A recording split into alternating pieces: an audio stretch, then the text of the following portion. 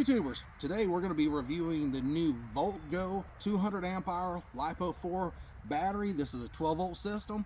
They also make it a 12 volt, a 24 volt, and a 48 volt system. So anyways, if you're wondering, well, what makes this battery any different than any of the other chain of batteries that, you've seen people review on, YouTube, and well, that's simple. This battery here has a really rugged case that has a mounting system that they have come up with that is just excellent for guys mounting these in their vehicles and their boats and their campers and all this.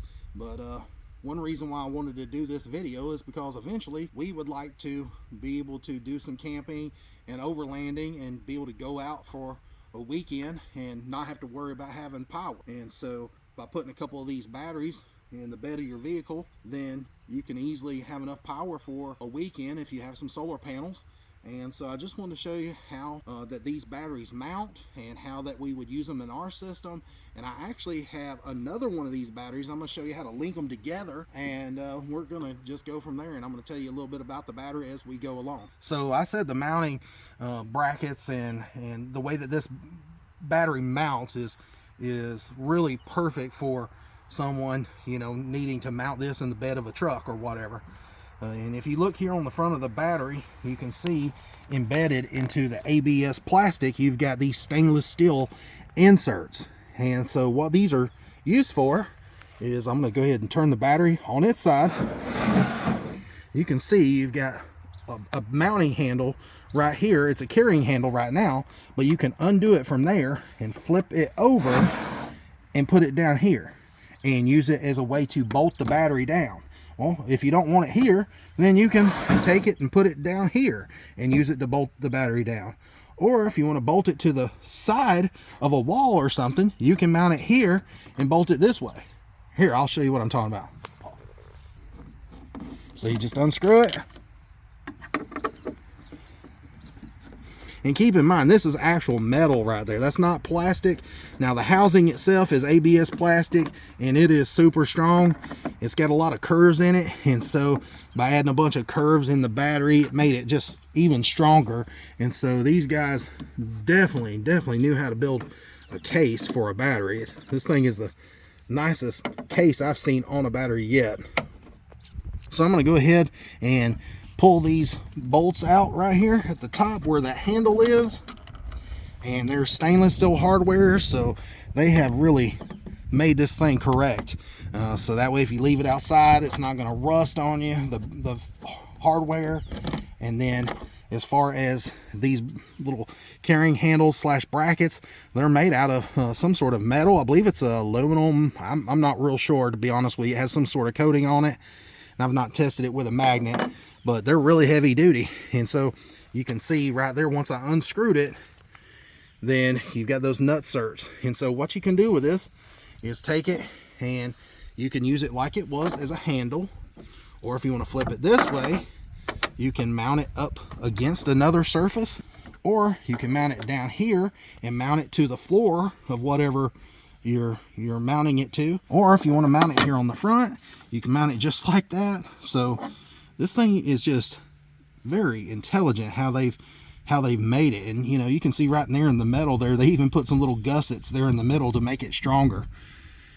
So man, these guys have really designed a really awesome mounting battery. So that's what we're going to be focusing on today in today's video for the Voltgo battery. So right here below where you got the handle is this little plate right here. Now what that plate is used for, and I've already got the bolts loose and in it, so I can pull it off real easy, so it don't take a lot of time. But once I go ahead and pull this off, what this little plate is used for is to connect two batteries side by side or front to back, just whichever way you want to mount them. Let's say you want to put another battery in front of this battery. Well, what you can do is take and mount this plate on there, and then there's another plate on the other end of the battery, and then you mount this one, and so you mount the two together side by side. Now if you want to mount them lengthwise, you can do that. You just take and pull the plate this way, mount the other battery coming this way, and it mounts them all in one length. So with all these little nutserts and being empty, you know, because you're not using them all at one time, I got to thinking, I was like, man, wouldn't it be really cool if you could take these nutserts and use them to screw in other stuff? Maybe like a charge controller, or maybe a power inverter. Maybe you can mount like a bracket on the front of here that holds your power inverter up next to your Voltgo battery. So my mind got to turning. So the other night, we were in there in the office and we were talking about it, and I was like, you know, I bet you this charge controller will fit on the end of this battery. And so we got to talking about it and got to playing around with it, and literally within just a few minutes figured out a way to mount it up to it. And I want you guys to be the first ones to see it. All right, so I told you guys that I had 2 of these batteries and I'm gonna connect them together, and I also told you that I've got a charge controller hooked up. So I just got this thing wired up last night, and I'm super excited about this. And Voltgo, don't copy me, and I want rights to being able to have figured out how to mount this charge controller to this battery. I think it was pretty smooth. So anyways, if you look here on the front of the battery, you got the black, and there's like an orange color right in there, and then the white lettering.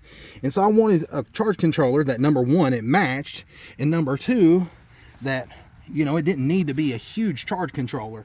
You know, if you're mounting this on a vehicle or something like that, you probably don't want no more than more than a 30 amp charge controller, because you're not going to have a whole lot of solar power on this thing, maybe 200 to 600 watts or so.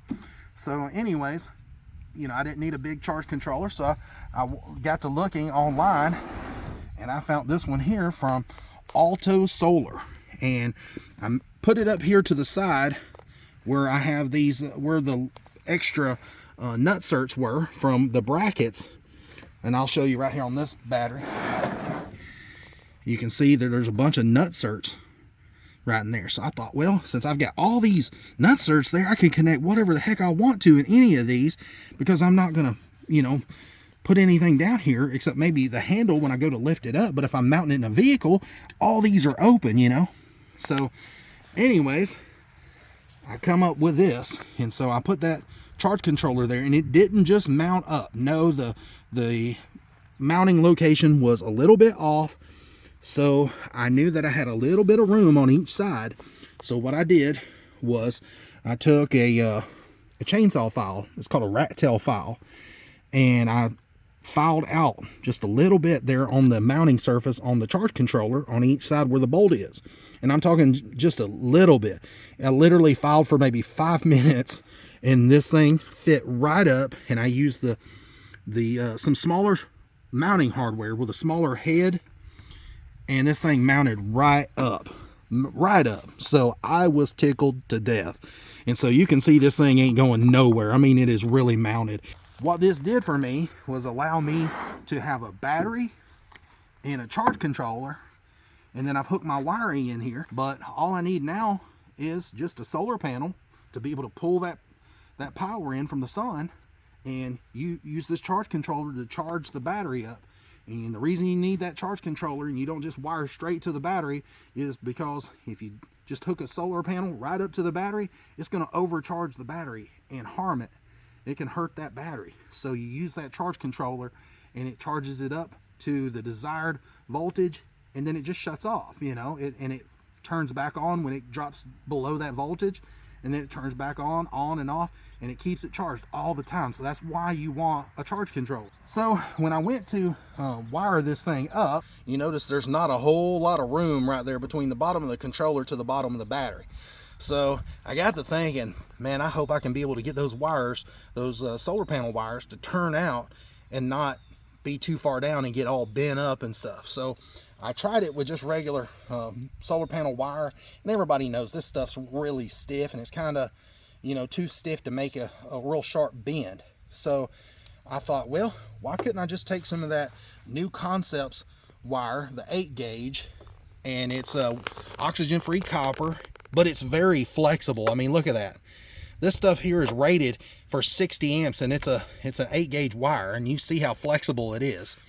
And so anyways, I thought instead of using just your typical solar wire, that I would just use that new Concepts wire. And so I was able to come down right out of it and make that bend no problem. You see how flexible that wire is. And then for the battery side, I use the same new Concepts 8-gauge wire. And again, this stuff's rated at 60 amps. And it worked out beautiful. I mean, you can see that I come up the back side and I just took a wiring clamp right here, a little plastic one, and hooked it right in to where I screwed in the charge controller. And that keeps those wires all nice and tight.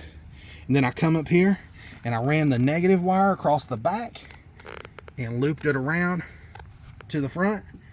And I used, like I said, I used the new Concepts wire, 8-gauge.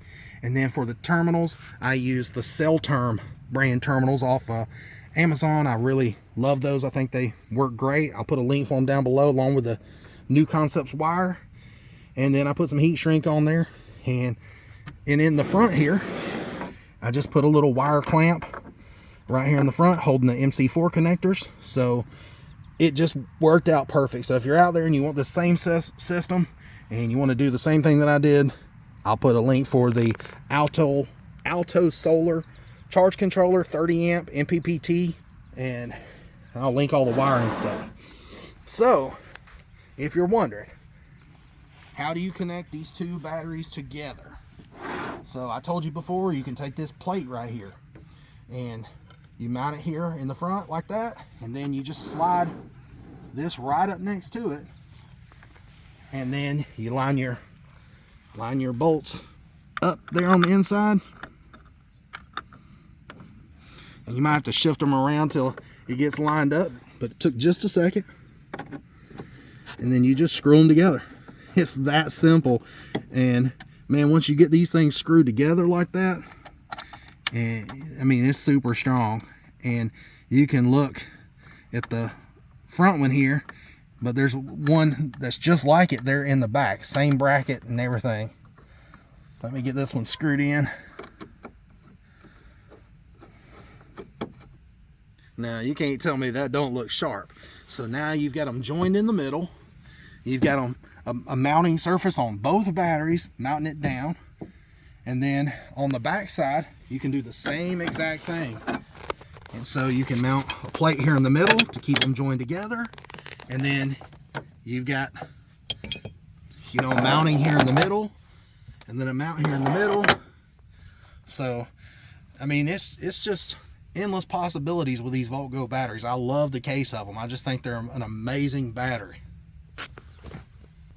So in this video, I'm going to go ahead and show you guys how to hook the batteries and charge controller up to this solar panel here. And so this is a 180 watt solar panel that I got on Amazon, and you can see it's very easy to hook up. It's got your MC4 connectors and they're labeled. There's negative, that side's positive, and then all I have here is just a little extension cable for, it's just a couple solar wires to connect to your MC4s here that connects to the solar panel. So we're going to hook it up real quick, and we're going to go ahead and start with the positive. This is off the solar panel here. You just push them together, they lock in place. And I just made these on a whim. I mean, literally, it just took me 5 minutes to make these cables. If you've never used these MC4 connectors before, literally you can put the connector on the end of the wire in literally like a couple minutes. Very easy. But anyways, first things first, we're going to go ahead and plug this in. And you can see red to red, positive, positive. And then next, we're going to go ahead and connect the negative. It's the same thing. And these only plug in one way. They're dummy proof. You can't hook them in the wrong connector. They only go one way. And so now I've got both of them hooked up to this 100, or I've got one battery hooked up to this 180 watt solar panel. Now I'm going to come on the other side here and show you that when I get it hooked up, that the charge controller turned on, and you can see right there that it's set to 12 volt lithium. Now this charge controller can do an absorbed glass matte battery or lithium, 12 volt and 24 volt. So that's pretty neat. And let's see here. Let me play around with it. There we go. You've got your backlight turns on. There's your information. All right, guys. So once you hook up your solar panel to the MC4 connectors here, going to the charge controller, then that's really all that you need to hook up. Now, to be able to monitor this thing, you can monitor a couple different ways. You have a display right here that tells you your battery power, and it tells you 25%, 50%, 75, and 100. And then there's an alarm, and then there's a run light just letting you know that it's okay. Now, if you overpower something and it shuts the battery down, then the alarm light will sound. But you can usually see it lit up a little bit better, but it's kind of bright out here right now. It looks like it might be picking up on the camera though. But anyways, that's one way. And then the other way that you can monitor the power coming in from the solar panel is through their app. And right now my phone's acting kind of stupid, but you go to the Voltgo Power app. And like I said, my phone's acting up right now. I can't get it to connect.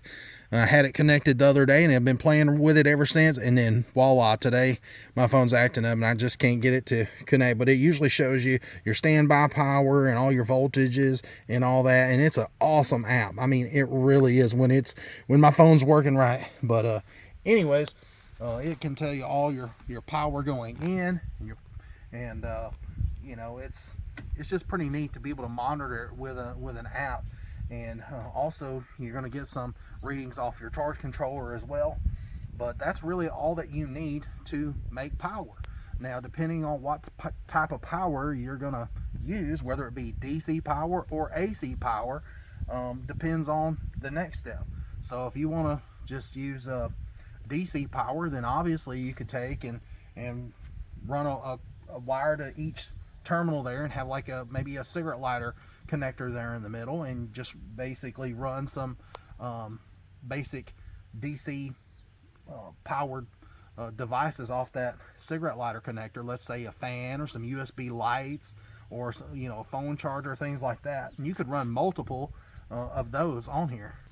So the way that you would use the battery to power DC devices is very, very simple. You get like a cigarette lighter like this, go into 2 terminals, and you just hook it to your battery. And if you're wondering, well, what kind of things could you run off of this? Well, you can run a phone charger, you can run USB lights, you can run a fan, you can run quite a bit of stuff. And you don't just have to have one of these. Obviously, if you want to run multiple of these, you can. I mean, you can stack them up. Do most people do that? No. But is this the most efficient way to do it? Yes. And the reason being is because, number one, you don't have to have no power inverter turned on, so that power inverter's draining power from your system, plus it's using more wattage than just straight DC, because it's having to convert it from DC to AC. So by using this cigarette lighter plug, you're just hooking right to the battery and you're getting straight DC power. Now if you want to hook up to a power inverter, that's fine. They do make a power inverter that has a passive DC connection through it. And what I mean by that is the power inverter, whether it's turned on or off, it allows DC power to go through it, and it allows you to be able to power up your phones, and it gives you a bunch of outputs where you can plug a lot of stuff into it. And I'll show you, I've got one right here. So like I was saying, you can take an inverter. This certain one has a DC pass through, and you can connect it to this battery here, and I'll show you what all it's capable of doing. Let me first connect it. What you want to do is keep your battery turned on. It has an on and off switch right there, so you make sure that's powered on, then touch it with the resistor for about 5 to 10 seconds, and when you do, you can see the light on the inverter turn on. And the reason you do this is so you don't end up with a spark, and so you don't mess with the internal capacitors of the inverter. And then you just take and touch it to the battery post and go ahead and connect it. If you're interested in these little resistors, they're like 10 bucks. I'll put them in the link in my description down below. And you get like 5 of them for $10. They're just a 30 ohm resistor. But anyways, once you get this hooked up here, you can see that it tells you right there, there is your battery voltage. It's at 13.5. You know, I'm sure it's gonna look funky and flashing on the camera, but like I said, you've got all these connections here on top. You've got two USB A, and then a quick charge USB, and then there's a USB-C. Well, what can you do with that? Well, I have these lights right here on top. These are USB lights. You can connect those in, and you can see right there that uses 5 watts of power, and that's DC. Then I've got another one. You can plug it in. There's another 5 watts of power. Then you can plug in another light, and total you're using 15 watts of power. That's nothing. That's very, very efficient. And so if you want to, let's say, run a small little fan, then you have this little port here on the side, and you can plug in a little 12-volt fan. So on this inverter, you've got a 12-volt plug there on the, or outlet there on the end. So I've got this little 12-volt fan plugged in, and you can run it. This thing here is rated at 10 watts. It only uses between 5 to 7, but it's rated at 10 watts. And so you've got a fan, you've got 3 USB lights, and that's just on DC. So at the most, you're using 25 watts. So that's very, very efficient. This thing will run a 25 watts a long, long time, many hours. Now, if you turn all the DC stuff off and switch to AC, you know, let's say you plug in, let's say a box fan or something like that, then, you know, a box fan is going to use like 75, 80 watts on high. And then plus, not only is it going to use 75, 80 watts on high, but the inverter is going to be using wattage as well. So I would say this inverter probably uses roughly under 10 watts, but you know, you go from 75, 80 watts to another 10 watts to that, you know, those wattage starts creeping up, and the amount of time that you can run your devices starts lowering. So you know, try to keep everything running on DC power, and it'll last a lot longer. Now I understand some things you can't get to run on DC power. You need the power inverter, and so that's why I recommend this little small one here. This one here is from a company called MaxPart. It's on the Amazon store called Twing. I've got a link in the description down below.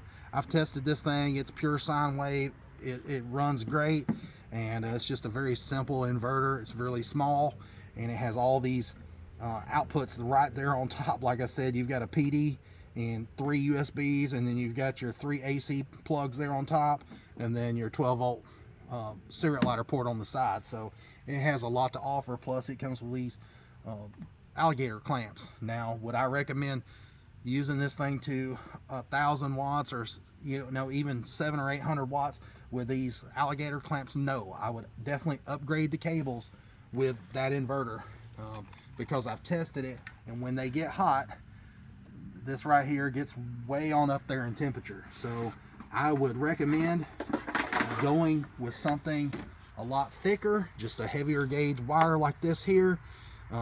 You know, this is just some ones that I had left over from another power inverter that I reviewed, but truthfully, if I was gonna upgrade the wiring in it, I would probably go to this New Concepts wire over here. I recommend it to, you know, everybody. I use it on all my builds. This stuff is the best wiring you can get. It's not going to get hot on you as long as you size it adequately. But anyways, that's enough on the inverter and what you can run on there. I think you guys get the picture. But back to the batteries, I just wanted to tell you a little bit more about them. And these batteries here are really neat, and I don't have them hooked together, but you can hook them together in parallel. Now, you cannot hook them together in series. And now what I mean by that is when you hook them together in parallel, it increases the amount of capacity that you have. So you go from 200 amp hours and you hook this one together to it, and that'll make it 400 amp hours. So it's still at 12 volts. You're not messing with the voltage, changing that around, but you're just increasing the capacity. And that's the way that you can add these add more batteries to this system. So these batteries here are I-65 rated, and what that means is you can leave these in the back of your vehicle and it can rain on them, but you know, you don't want to drive this thing in a lake and submerge them, because you know they will leak, you know, if you try to submerge them. But you know, I would say you would probably be good for just a few minutes or something like that, but I wouldn't chance it, just because you know that's a pretty big investment to risk. But you know, if they do get rained on, or if water sprays on them or something like that, you'll be fine. Now, as far as the charge controller and the power inverter, probably not so much, but the batteries you'll be fine. Now, if they do stay out in the weather, the hardware that connects the batteries is stainless steel, so it's not going to rust on you, so that is a plus. And let's say, you know, you have a problem, you know, with the BMS or something that goes out on the inside of the unit, you can take the top off of this. And that's what's really neat about this battery, is you can see right there, it's got a perimeter of bolts that goes all the way around, and there's a gasket in there that seals the top on this battery, and so you could pull the top off this very easily. And so that is really neat. Now, like I said, it does have an on and off switch there in the middle, so that right there is basically a battery disconnect in itself. So I find that switch to be very, very handy. And you know, if something went wrong or you needed to hook something up, you can just turn the battery off. As far as, you know, the mounting system on this thing, it's just absolutely the best mounting system of any battery I've ever seen. I'm really excited about putting this thing in the back of the Jeep one day and you know, going off and doing a long camping trip. So let's just say you have these batteries in the back of your vehicle, and you've got solar panels up on the roof of your vehicle, and let's say it gets cold at night. Let's say it dropped down below freezing. Well, if these batteries are needing to be charged and it drops below freezing, and your solar panel starts charging a battery, on a normal battery, if it doesn't have a heating pad on the inside of it to keep it above that freezing temperature, and you try to charge a battery that's freezing like that, you can damage the battery. So these batteries here have like a heating pad built in, so it warms the battery up when it starts to charge. So you know, it senses that, you know, once it drops below that freezing temperatures and you try to charge it, then it starts heating the battery up, so it doesn't damage the battery long term. So it kind of protects your investment. So you know, like on a lead acid battery, it doesn't matter so much if it's below freezing. It's not going to really bother it that much. But on lithium, it really does affect it, and so you definitely want a battery that does have that heating element on the inside to keep it above that freezing temperature. It's just pretty much a fail-safe, so you don't ruin your batteries. So that is one major thing that I do like about this battery. And then also, for the nerds out there and this goes way over my head, I don't know much about this, so I'm not going to speak on much of it and try to act like I know what it is and what all it does. But you've got right here, you've got these little screw-in caps, and you can see that they're just plastic caps, and they've got like I believe a silicone internal there that mates up to the flat part of that area. And what this is it's a COM port. You can see right there, it's a communication port 1, and then over here you got another one, communication port 2. And I guess you can plug in there, if you know what the heck you're doing, and make changes to the settings. Not real sure. I'm not too big into being that much of a nerd to know what that is, but you know, if you are and you like playing with those settings and you're a lot smarter than I am, then that's a pretty cool feature to have. You know, if that's something that you get into. Is that feature for me? No, probably never going to use that, most likely, unless they come up with something that plugs into it that makes it cool. But anyways, I'm gonna go ahead and wrap this video up. I just wanted to tell you guys about the Voltgo batteries and show you some of the products here and tell you about what all it can do and show you some of the features. But you know, as far as the battery goes, I gotta say I'm very impressed. These guys knocked this one out of the park, and it's just an awesome battery, and you'll see me doing it using this battery and some of the testing and stuff from here on out, and I'll make sure that I use it and test it, and if I have any problems out of it, I'll definitely let you guys know. Just look down in the description or down in the comments, and you know, if I have any problems, I'll let you know, and I'll probably even make a video on it. But so far so good. I've not had any problems. I was using this in the last one of the last power inverter tests, and didn't have any problems. We run it up to like 100. I'm sorry, we ran it up to almost like 1800 watts, because the discharge current on this max discharge current's 150 amps. So we ran it all the way up to 150 amps, and we watched the battery do what it was supposed to do, and it shut down, and to keep from harming the internal components. So when it did shut down though, the alarm light went on and let us know that it shut down, and you can see right there, there's an alarm LED light that lights up. But it didn't harm the battery at all. It did, like I said, it did exactly what it was supposed to do, and so we was both very, very impressed with this battery. So anyways, like I said, I'm gonna wrap this up. I appreciate you guys watching. I could talk all day about this battery. I gotta wind myself down so I don't preach any longer. But anyways, thanks for watching. Please like and subscribe, and until next time, see you.